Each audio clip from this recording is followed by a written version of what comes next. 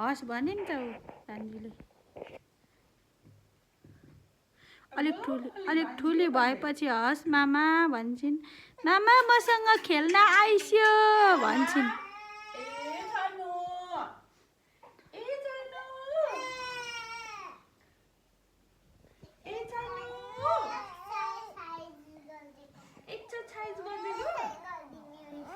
ओइ बिस्तारो है दुख्छ नि।